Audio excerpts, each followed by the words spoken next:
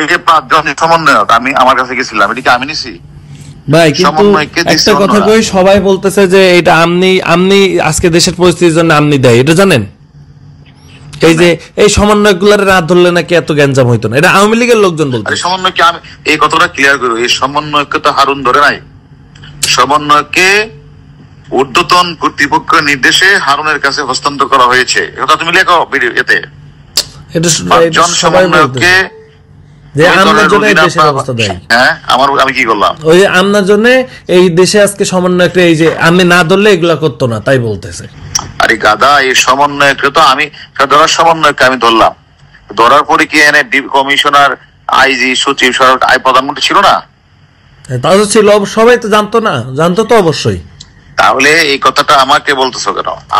আমি বলতেছি, বলতেছে না, তুমি গ্যারান্টি লিখে দিও এই সমন্বয়কে, মানে স্বরাষ্ট্রমন্ত্রী, লেখা এগুলি স্বরাষ্ট্রমন্ত্রী, সচিব, আইজি, এসবি চিফ সহ অন্যান্যরা, এবার লিখে দিও অন্যান্যরা সম্মিলিত সিদ্ধান্ত ক্রমে এদেরকে ডিবির কাছে হস্তান্তর করা হয়েছে সেফটির জন্য। শোনো, আমি হারুন যদি একবার চট দিতাম তো ডিবির হারুন আমাদেরকে পিটাইছে।